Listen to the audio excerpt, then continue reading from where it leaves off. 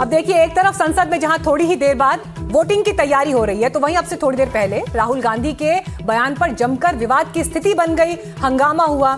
भाषा और उनकी मानसिकता पर केंद्रीय मंत्री किरण रिजिजू ने सवाल उठाए। रक्षा मंत्री राजनाथ सिंह भी बीच में उठे राहुल गांधी की स्पीच के, और उन्होंने कहा कि राहुल गांधी देश के चुने हुए प्रधानमंत्री का अपमान कर रहे हैं, जिस पर राहुल गांधी का जवाब था कि आप देश के प्रधानमंत्री को पीपल ऑफ इंडिया नहीं कह सकते। There is a central fundamental confusion in the minds of the BJP and its leadership. And the confusion is that they think they are the people of India. You are not the people of India. The people of India are something else. They also think that they are the armed forces. You are not the armed forces. The armed forces are something else. Balakot strike, हमारे वीर जवानों ने जो कार्रवाई किया उसको मजाक उड़ा रहे हैं। 140 करोड़। आप भाषण कीजिए, मगर नियम के तहत भाषण कीजिए। हम शांति से सुन रहे थे। आप बार बार प्रधानमंत्री को जिस नाम से लेकर के आप मजाक उड़ा रहे हैं, ये देश का मजाक है। This is an attempt to change the electoral map of India. Using and hiding behind India's women. And actually it is a shameful act. Because instead of giving them women's reservation, which is very easy to do, and every single opposition person will support it right now, bring that old bill back right now, and we will help you pass it for implementation from this second. इस देश के प्रधानमंत्री के संबंध में जिस प्रकार के शब्दों का प्रयोग नेता प्रतिपक्ष के द्वारा किया जा रहा है, मैं समझता हूं यह बेहद दुर्भाग्यपूर्ण है, और इसकी जितनी भी निंदा की जाए वह कम है। इस देश की जनता ने उन्हें प्रधानमंत्री बनाया है। हमारे दल को इतनी स्ट्रेंथ दी है, जिससे स्ट्रेंथ के कारण वह प्रधानमंत्री बने। तो संसद में अभी थोड़ी देर पहले की अपडेट्स हैं, जिसमें आप एक तरफ राजनाथ सिंह को स्क्रीन पर देख रहे हैं, दूसरी तरफ आप राहुल गांधी को देख रहे हैं। लेकिन अब प्रतीक्षा इस बात की है गृह मंत्री अब कैसे जवाब देते हैं, क्योंकि उसके इमीडिएट बाद होगी वोटिंग। इसी विषय पर बात करने के लिए बीजेपी से वैशाली पोद्दार हमारे साथ आ गई हैं, कांग्रेस पार्टी से पंखुड़ी पाठक हमारे साथ जुड़ रही हैं। इसके अलावा हमारे साथ ममता काले पॉलिटिकल एनालिस्ट जुड़ेंगे, शालिनी अली MRM की संयोजक, मलुक नागर जुड़ेंगे, और शिवसेना से हमारे साथ इस वक्त सुसीबेन शाह है। मैं आप सभी का स्वागत करती हूँ। हालांकि पंखुड़ी जी, पहले मैं आपके साथ ही शुरुआत करूंगी, मलुक नागर भी आ गए हैं। जो कुछ सदन में अभी हुआ, इंतजार इस बात की थी कि जो गंभीर सवाल कल प्रियंका गांधी की स्पीच में दिखाई दिए, राहुल जी बोलते बोलते प्रधानमंत्री नरेंद्र मोदी पर जिस तरह से आ गए, और जो उन्होंने एक स्टोरी सुनाई, अल्टीमेटली वो एक्सपंज हो गई संसद की कार्यवाही से। विषय से भटक गए क्या? देखिए, संसद में आजकल किस तरह की कार्रवाई होती है वो हम सभी देखते हैं। जैसे ही नेता विपक्ष बोलने लगते हैं तो बड़ी समस्या आ जाती है कई लोगों को उनके बोलने से, जबकि वो किसी का नाम लेके नहीं बोल रहे, लेकिन ये मान लिया जाता है कि कोई भी अगर शब्द ऐसा बोला जा रहा है जो उन्हें पसंद नहीं आ रहा तो प्रधानमंत्री जी के लिए बोला जा रहा होगा। असली जो मुद्दा है वो ये है कि नेता विपक्ष को बोलने नहीं देना चाहते हैं, क्योंकि जब नेता विपक्ष बोल रहे थे तो उन्होंने साफ कर एक बार दिया। फिर से संसद का रुख करेंगे। इस वक्त रवि किशन वहां पर पक्ष रख रहे हैं सरकार का, ये सुनते हैं उनकी स्पीच। नहीं था, मैं जब सिनेमा में स्ट्रगल करता था, वो गरीबी में मेरी पत्नी मेरा साथ दी, तो मैं क्यों नहीं उसका पैर छूंगा? वो छुआने नहीं देती, वो जब वो सो गहरी नींद में रहती है तब हम उनका पैर छूते और छूना चाहिए। ये विरोधियों को भी छूना चाहिए जो महिला के विरोधी हैं। बड़ा ताकतवर तब रवि किशन बनेंगे, तब विश्व जानेगा आपको। अब आपके काम बन गए दूर दूर तक संदेश महिलाओं के बीच में कि ऐसा कोई पत्नी व्रता है। क्या कहला? पत्नी व्रता। ये गीत सुनने का समय नहीं है, ये महिलाओं के दर्द को सुनने का समय है। जहां लोग अपने गार्डन की कहानी सुना के चले गए, जहां प्रधानमंत्री का अपमान करते गए, ऐसे प्रधानमंत्री का जिनको देश की जनता ने वोट दिया आप अपमान करते हो, दुखद है। महिलाओं को 33% मिलना चाहिए, महिलाओं को आना चाहिए, परसीमन होना चाहिए। नहीं तो ये महिला जो आज सब वोट करने जाती है मोदी जी को, ये कभी इस भारत की महिला विपक्षियों को वोट नहीं करेंगी। मैं दावे के साथ कहता हूं, अगर ये पारित नहीं हुआ तो एक भी महिला का वोट विरोधियों को नहीं मिलेगा। ये मेरी बात ऑन रिकॉर्ड रखिएगा। हर हर महादेव, महिलाओं को आरक्षण मिलना चाहिए 33%। और सुना हो अध्यक्ष महोदय, और परसीमन भी होके के चाहिए। जय हो आपकी। एगो सुन ला, एगो एक बात सुना हो गई। अरे सुन ला, अरे ढेर हो गई। कहाँ रे? अरे हो गई ना। बस परसीमन मिलना चाहिए। जय, धन्यवाद अध्यक्ष श्रीमती महोदय। शोभा बचाओ, श्रीमती शोभा बचाओ। माननीय अध्यक्ष महोदय, मी आपला अत्यंत हनुमान जी बैठ जाइए, हनुमान जी बैठ जाइए, आपके पीछे शोभा जी खड़ी है। माननीय अध्यक्ष महोदय, मी आपली शोभा जी आभारी आहे। Only your speech.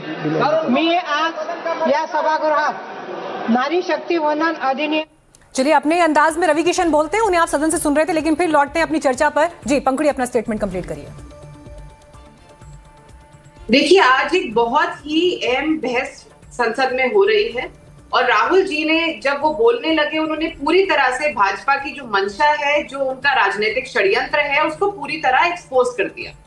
Bharatiya Janata party देश को ऐसा दिखाना चाह रही है कि महिला आरक्षण की बात चल रही है, लेकिन आज महिला आरक्षण मुद्दा ही नहीं है, क्योंकि महिला आरक्षण जो बिल था वो 2023 में पास हो चुका था। उस समय भी कांग्रेस पार्टी ने ये कहा कि आप इसको तुरंत लागू करिए, सर्वसहमति से बिल पास हुआ था। और हमने कहा कि जो 2024 की जो लोकसभा बनेगी उसी में आप महिलाओं का रास्ता खोल दीजिए। लेकिन भारतीय जनता पार्टी की मंशा कभी भी महिलाओं को सशक्त करने की थी ही नहीं। ठीक और है, आज जो लेकिन हो रहा पंखुड़ी है जी, अभी क्योंकि आपने जब अपने बहुत ही भयानक है, ठीक है, क्योंकि देश का राजनीतिक नक्शा बदलने का पंखुड़ी, प्रयास आपने जब अपने स्टेटमेंट की शुरुआत की, पंखुड़ी, जब आपने अपने स्टेटमेंट की शुरुआत की, आपने कहा कि राहुल जी को बोलने नहीं दिया जा रहा सदन में, विपक्ष की आवाज दबा रही है सरकार। कल प्रियंका जी बोली है सदन में, पूरी उनकी स्पीच, और उनकी स्पीच में जितने सवाल थे, जो भी कांग्रेस पार्टी के कंसर्न्स थे, उन्होंने खुलकर जाहिर किया। सत्ता पक्ष भी सुन रहा था बैठकर और पूरी स्पीच उनकी कंप्लीट हुई। आज राहुल जी जब बोलना शुरू हुए, मेरा सवाल आपसे ये था कि क्या विषय से भटक गए?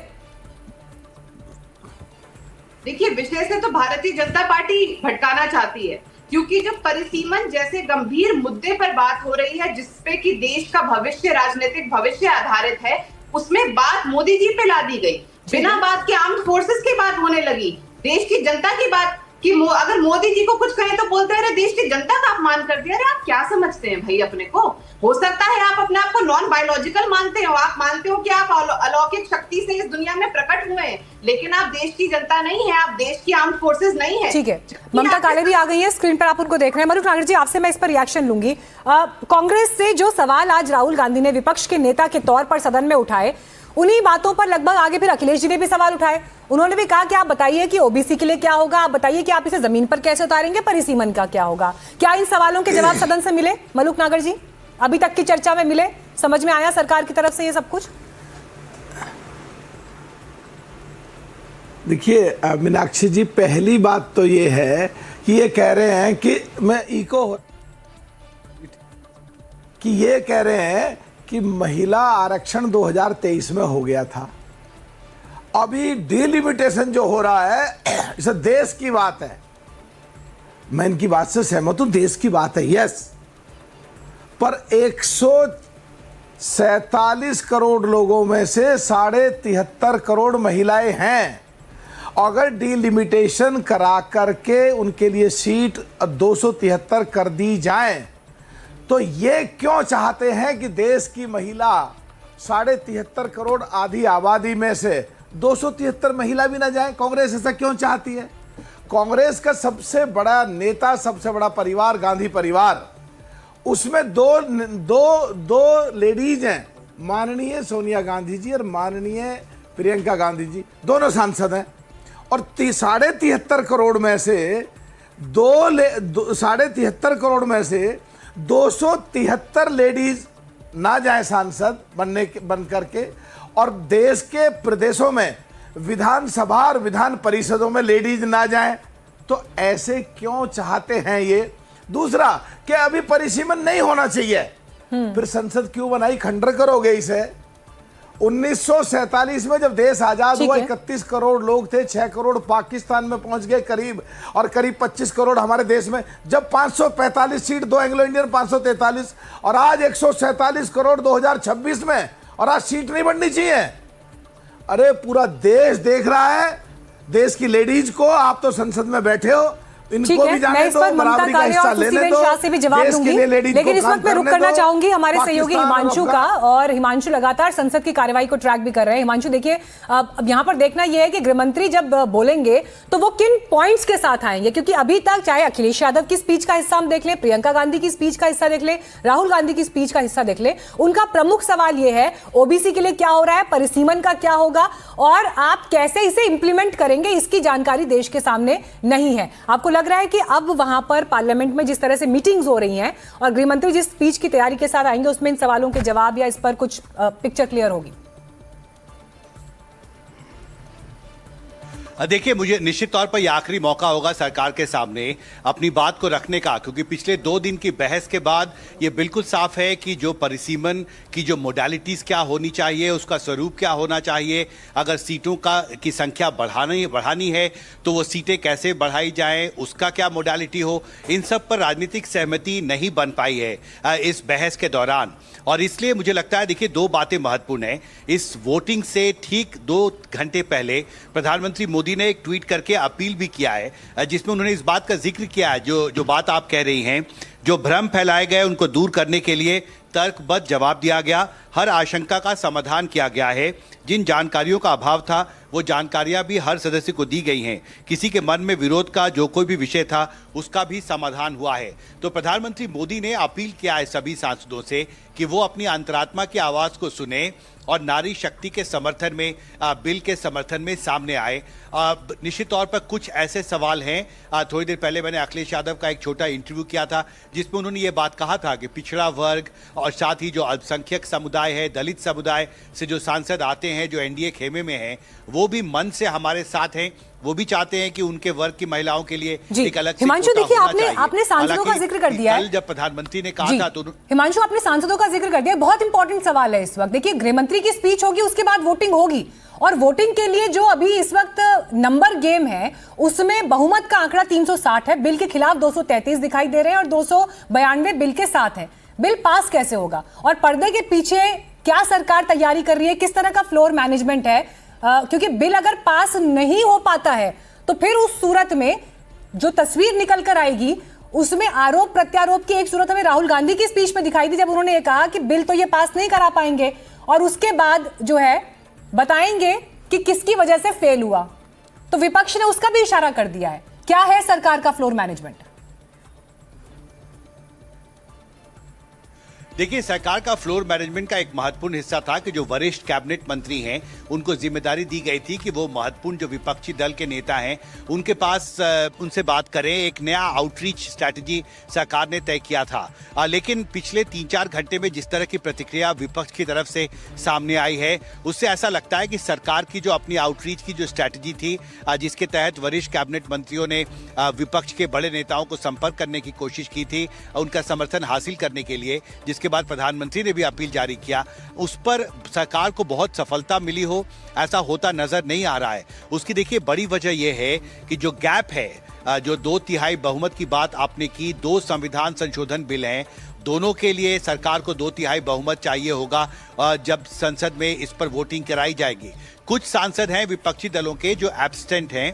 हमें यह बताया गया है कि तृणमूल कांग्रेस के 28 सांसद हैं, उसमें से 21 सांसद वोटिंग के दौरान मौजूद रहेंगे, लेकिन 7 सांसद जो हैं वो चुनाव अभियान में व्यस्त हैं, वो यहाँ नहीं रहेंगे। तो निश्चित तौर पर जो ये 2/3 के आंकड़ा जो मैजिकल आंकड़ा है वो उसका जो फ्लोर है वो थोड़ा कम जरूर हो जाएगा, लेकिन उसके बावजूद गैप बहुत ज्यादा है। और जब तक कोई बड़ी विपक्षी दल खुलकर इस बिल के समर्थन में सामने नहीं आता है, मुझे लगता लगता है सरकार के लिए 2/3 बहुमत जुटाना मुश्किल होगा। दूसरी महत्वपूर्ण खबर यह भी आ रही है कि इस पर जब वोटिंग करा ली जाएगी तो उसके बाद एनडीए की एक महत्वपूर्ण बैठक भी होगी और प्रधानमंत्री मोदी इसमें मौजूद रहेंगे। और देखिए, इसमें एक और महत्वपूर्ण बात कि प्रधानमंत्री ने जो अपनी इस वक्त बड़ी खबर आ रही है लोकसभा से। आपको बता दें, थोड़ी ही देर में गृह मंत्री अमित शाह चर्चा का जवाब देंगे। अमित शाह के जवाब के बाद एनडीए की बैठक, और बैठक में पीएम मोदी भी मौजूद रहेंगे, जिसकी जानकारी अभी हिमांशु दे रहे हैं। माना जा रहा है कि इस बैठक में वर्तमान राजनीतिक घटनाक्रम और उसके बाद के परिणामों को लेकर भावी रणनीति तैयार की जाएगी। और देखिए, इसी बात का जिक्र हिमांशु इस वक्त आप कर भी रहे थे कि सरकार का जो फ्लोर मैनेजमेंट है, कोशिश की जा रही है कि किसको साथ में लाया जा सकता है, लेकिन अगर बिल पास नहीं हो पाता, जिसका नंबर, इसका जो जिक्र आप कर रहे थे, तो फिर उसके बाद किस परसेप्शन के साथ आप जनता के बीच जाएंगे और क्या कन्वे करेंगे? अब पूरी राजनीति इस पर टिकी हुई है हिमांशु। देखिए, निश्चित तौर पर अश्विनी वैष्णव ने एक ट्वीट करके बहुत साफ शब्दों में कहा है कि अगर विपक्षी दल महिला आरक्षण बिलों का विरोध करते हैं और इससे महिलाओं को न्याय नहीं मिल पाता है, उनका सशक्तिकरण जिसकी उनकी उम्मीद उनको है वो नहीं हो पाता अगर, तो इसकी जिम्मेदारी विपक्ष की होगी और इस पर निश्चित तौर पर राजनीति होगी, क्योंकि सरकार की तरफ से ये बात प्रमुखता से कही जा सकती है कि विपक्ष ने समर्थन नहीं किया। इसी वजह से देश में जो करोड़ों महिलाएं हैं जिनको ज्यादा राजनीतिक अधिकार सरकार सीटें बढ़ाकर देना चाहती थी, विपक्ष ने उसका साथ नहीं दिया। और मुझे लगता है कि दूसरी तरफ ऐसा लगता है कि विपक्षी दल भी अपनी तरफ से तैयारी कर चुके हैं। जो इमरान मसूद हैं, कांग्रेस के वरिष्ठ नेता हैं, सांसद हैं लोकसभा के, उन्होंने मुझे एक इंटरव्यू में ये कहा है कि आप देखिएगा कि आज शाम होते होते पोस्टर लगेंगे पूरे देश में कि विपक्ष की वजह से बिल पारित नहीं हो सका और हमें उसके लिए जिम्मेदार ठहराया जाएगा। तो विपक्ष के जो सांसद हैं, महत्वपूर्ण सांसद हैं, उन्हें भी इस बात का अंदाजा है कि उन्हें जिम्मेदार ठहराया जाएगा पूरे देश में। और इसीलिए मैंने राहुल गांधी की स्पीच का जिक्र किया कि टुवर्ड्स द एंड उन्होंने भी ये जाते जाते ये कहा संसद में कि देखिए, पास बिल नहीं करा पाएंगे, लेकिन उसके बाद क्या होगा हम जानते हैं और क्या किस तरह से ठीकरा फोड़ा जाएगा उसकी तैयारी है। ममता काले, बड़ा सवाल यहां पर यह है कि बिल पास नहीं हो पाता, उसके बाद की राजनीति किस तरह से बदलेगी और फिर शुरू होगा ब्लेम गेम। जी मीनाक्षी जी, बहुत बहुत धन्यवाद। बड़ा महत्वपूर्ण विषय है। भारतवर्ष की आधी आबादी की हम बात कर रहे हैं। हम उस देश की बात कर रहे हैं जहां पर बोला जाता है नारी तू नारायणी। हम उस देश की बात कर रहे हैं जहां पर नारियों को सम्मान दिया जाता है। 40 वर्षों से आधी आबादी इंतजार कर रही थी कि भाई हमारा राजनीतिक हक हमको दे दो। मैं तो लगातार ये बोल रही हूँ कि मुझे तो श्रीमती सोनिया गांधी जी से ये उम्मीद थी, जब वो मतलब एक महिला सुपर प्राइम मिनिस्टर थी, कि वो महिलाओं के बारे में सोचेंगी। चलो वो नहीं कर पाई, कोई बात नहीं है। भारतवर्ष के एक बेटे आए, उन्होंने भारत की बेटियों के बारे में सोचा, वो कर रहे हैं तो अड़ंगी क्यों मार रहे हो? आज आप लोगों ने देखा, मैंने देखा, इतना दुख हुआ जिस तरीके से राहुल गांधी ने शब्दावली का प्रयोग किया है। आप मतलब वहां लीडर ऑफ ऑपोजिशन हो, आप शैडो प्राइम मिनिस्टर, और आप वहां पर पता नहीं किसी जादूगर की कहानी सुना रहे हो। आप सदन का मजाक बना रहे हो। लोकतंत्र के सर्वोच्च मंदिर में आप तमाशा कर रहे हो। इसीलिए कर रहे हो ना, क्योंकि आपको महिलाओं के बारे में चिंता नहीं है। एक महत्वपूर्ण विषय है, महिलाओं की हिस्सेदारी, भागीदारी तय हो रही है। वो कह रहे हैं ना कि आप देश का चुनावी नक्शा बदलना चाहते हैं। उनकी स्पीच में एक बड़ी बात थी कि आप देश का चुनावी नक्शा बदलना चाहते हैं। जी, उनकी स्पीच का एक बड़ा बिंदु यह था कि आप देश का चुनावी नक्शा बदलना चाहते हैं।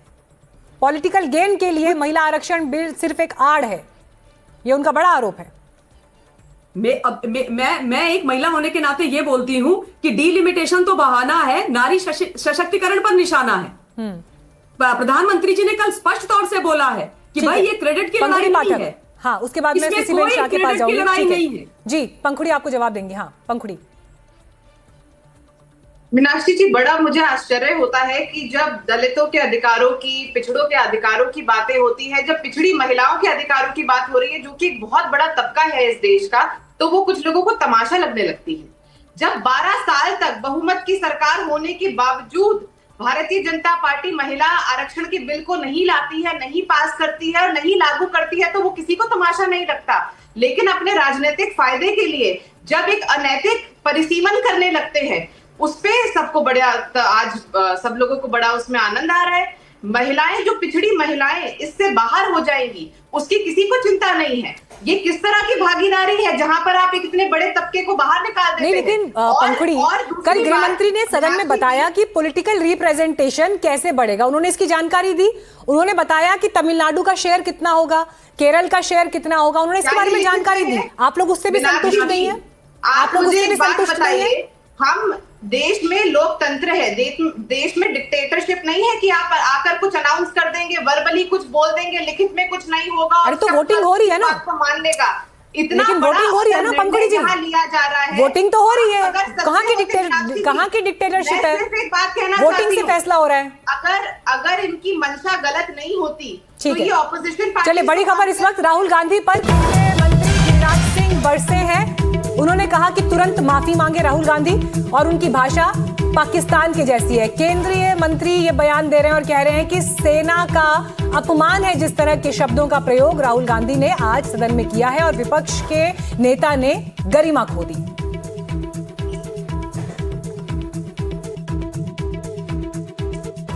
उससे कुछ मिनट पहले ही हमने प्रधानमंत्री की वो अपील देखी। उन्होंने पूरे संसद के हर सदस्य से अपील करी कि नारी शक्ति के लिए वोट करें। राहुल गांधी को बोलना था, लेकिन प्रधानमंत्री के लिए जिस तरीके के उन्होंने शब्द का प्रयोग किया, क्या कहेंगे? नारी शक्ति से जुड़ा हुआ ये पूरा मुद्दा था या कहीं और भटक गए थे राहुल कंपन होते थे? लोग तो उन्हें विपक्ष के नेता के रूप में देख रहा था। अध्यक्ष जी ने भी उन्हें कहा कि वो हैं, तकनीकी तो है, लेकिन जो उनका आज वक्तव्य हुआ वो महज वो अपनी पीसी सरकार बन के एक फील्ड में ऐसे यूनियन मिनिस्टर पक्ष के नेता के रूप में देख रहा था।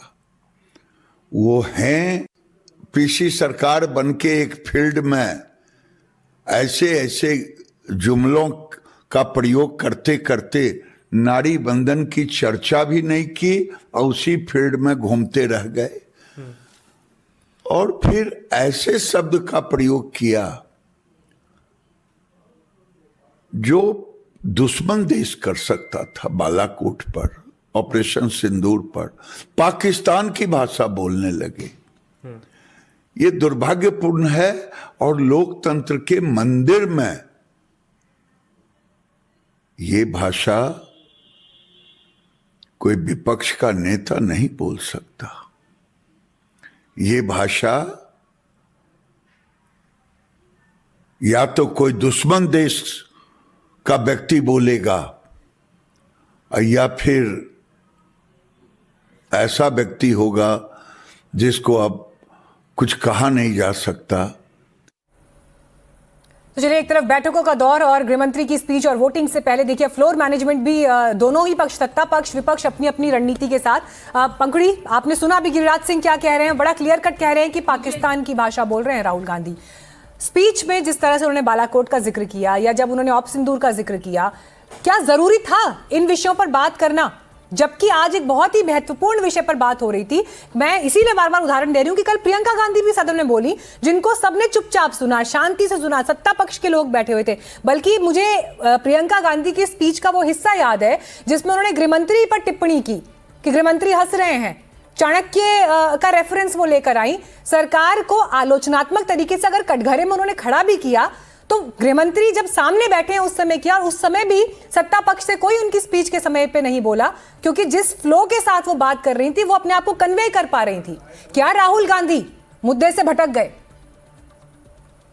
मीनाक्षी जी, भटक तो भाजपा रही है और देश को भी भटकाने की कोशिश कर रही है, क्योंकि आज जब डिलिमिटेशन पर ये पूरी तरह से एक्सपोज हो गए हैं, राहुल जी के समेत पूरे ही संसद में जितने भी विपक्ष के लोग थे, उन्होंने डिलिमिटेशन को लेकर बहुत ही वाजिब जब सवाल खड़े किए, जिसका कि सरकार के पास कोई जवाब नहीं है, तो वही पाकिस्तान का एंगल। जब 10,000 रुपए कमाने वाला मजदूर अपने अधिकारों के लिए आवाज उठाता है तो उसमें पाकिस्तान आ जाता है।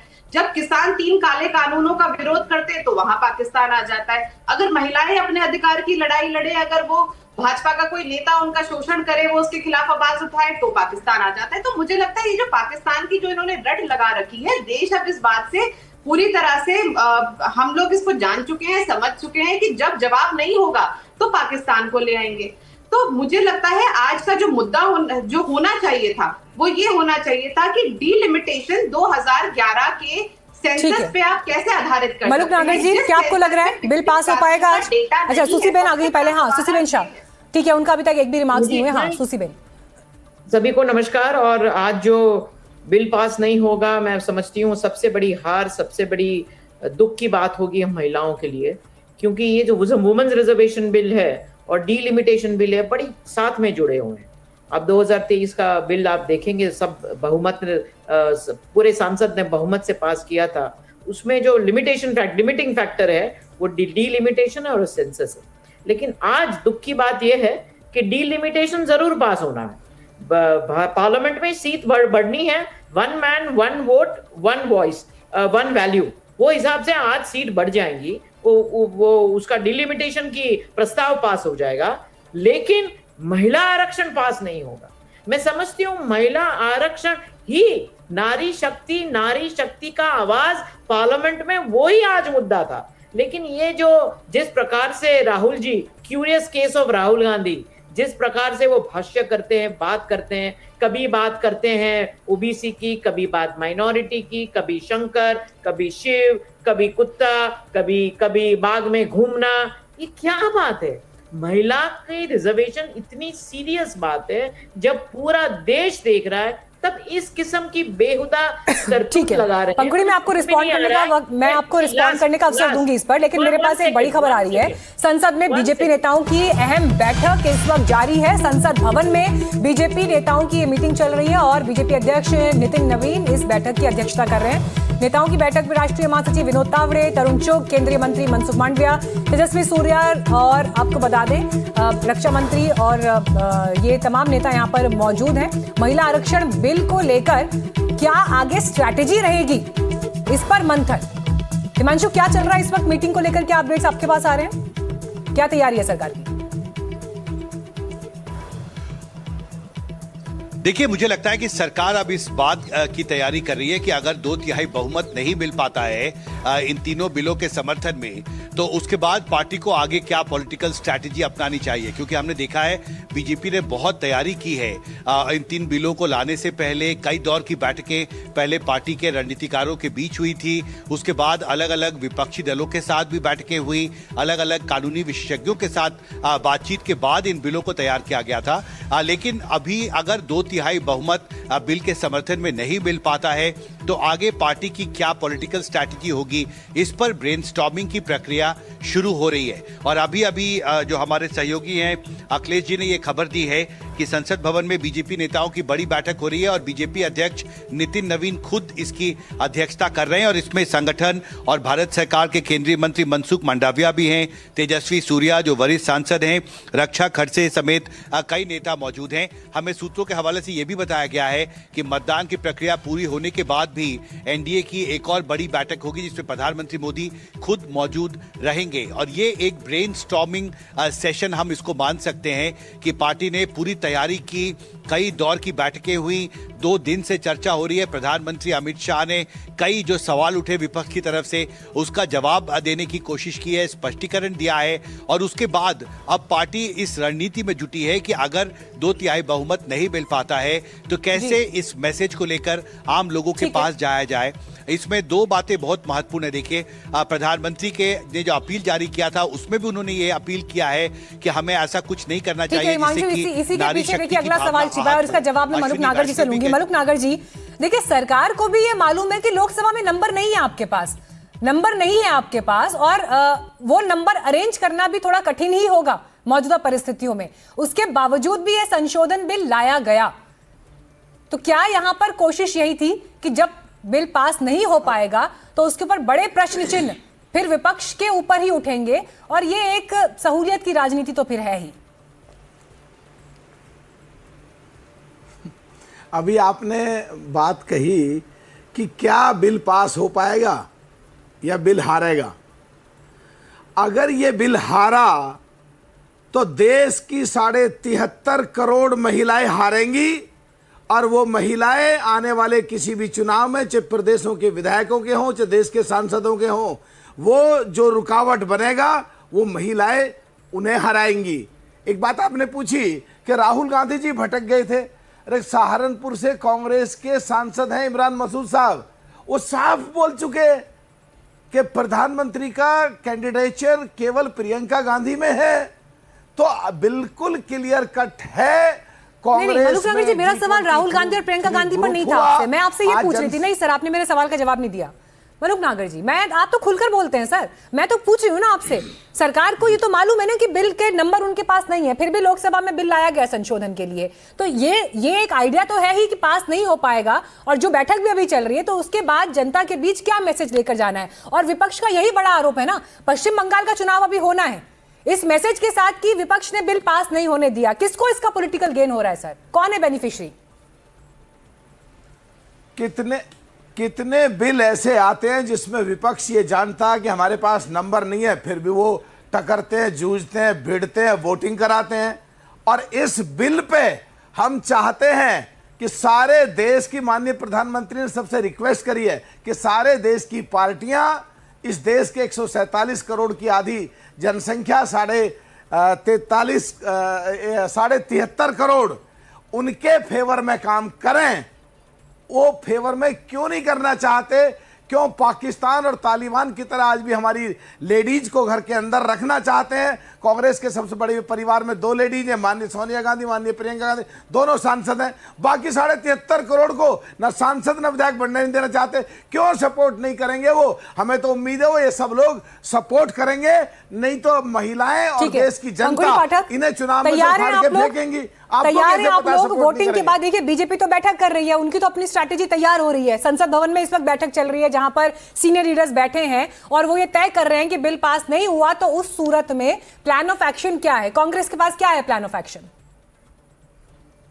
देखिए मीनाक्षी जी, हम जो बात करते हैं स्पष्ट बात करते हैं। ऐसा नहीं है कि मंशा कुछ और हो और बात कुछ और कर रहे हो। यहाँ पर कई सारे जो आपके पैनलिस्ट हैं वो लोगों को गुमराह करने का प्रयास कर रहे हैं। मैं एक बार फिर स्पष्ट कर दूं कि महिला आरक्षण जो बिल है वो 2023 में पास हो चुका है, और तब भी हम लोगों ने ये कहा था कि आप इसको आज लागू करिए। आज जो प्रधानमंत्री जी जो आज रिक्वेस्ट कर रहे हैं, रिक्वेस्ट हमने 2018 में करी थी कि आप महिला आरक्षण को लागू करिए। रिक्वेस्ट हमने 2024 में करी थी कि अब तो बिल पास हो गया, आज लागू करिए। और रिक्वेस्ट हम आज भी कर रहे हैं मीनाक्षी जी कि आप तुरंत महिला आरक्षण को लागू करिए। लेकिन अगर आप एक गलत डिलिमिटेशन करके पिछड़ों का अधिकार मारेंगे, दलितों का अधिकार मारेंगे, पिछड़ी महिलाओं का अधिकार मारेंगे, तो आपको कांग्रेस पार्टी। ठीक है मलूक नागर जी, 10 सेकंड में सर जवाब दीजिए, फिर मैं ममता काले के पास जाऊंगी। हाँ मलूक नागर जी, देखिए, अगर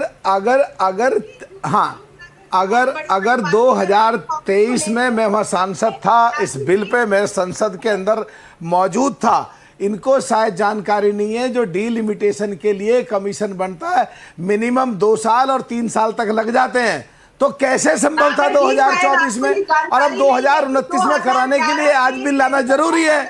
तो आज क्या ये लोग नहीं चाहते कि 2029 में भी हमारे देश की लेडीज एमपी बन के पहुंचे, विधायक बन के पहुंचे? कांग्रेस ये नहीं चाहती। कांग्रेस क्या महिलाओं की विरोधी है? सोनिया गांधी और प्रियंका गांधी अकेले सांसद। मेरा बड़ा सवाल आपसे है ममता काले, मेरा सवाल आपसे है, देखिए सरकार की जिम्मेदारी थी, अगर वो बिल लेकर आ रहे हैं तो ऐसे में फ्लोर मैनेजमेंट क्या हो, बिल कैसे पास कराया जाए। लेकिन अब अगर बिल पास नहीं हो पाता, कौन इसका जिम्मेदार होगा? और क्या एक बार फिर से संशोधनों को लेकर अगर पेच फिर फंस जाता है, फिर टकराव की स्थिति है, तो क्या मैसेज जाएगा देश के बीच? मीनाक्षी जी, अगर आज बिल पास नहीं होता है तो इसकी पूरी जिम्मेदारी विपक्ष के कंधों पर है, क्योंकि सत्ता पक्ष एनडीए प्रधानमंत्री मोदी जी ने तो एड़ी से चोटी का जोर लगा दिया, सबसे निवेदन कर दिया, क्रेडिट आप ले लीजिए, ये भी बात कर दी, आपको इससे राजनीतिक फायदा होगा, ये भी बात कर दी, ये भी बोल दिया है कि आप इस बिल पर वोटिंग करने से पहले अपने घर में जो माताएं, बहनें, बेटियां हैं उनके बारे में सोचिए। अब आप बताइए इससे ज्यादा क्या बोल सकते हैं? यहाँ पर मैं एक चीज बोलना चाहती हूँ, सभी पैनलिस्ट के विचारों को हमने कार्यक्रम में शामिल करने की कोशिश की, लेकिन समय की कमी है, मुझे ब्रेक के लिए रुकना पड़ रहा है। लेकिन संसद की कार्यवाही पर लगातार हमारी नजर बनी हुई है। कुछ ही देर में गृह मंत्री की स्पीच होनी है सदन में, उस पर भी आपको फौरन लेके चलेंगे। एक ब्रेक के बाद लौट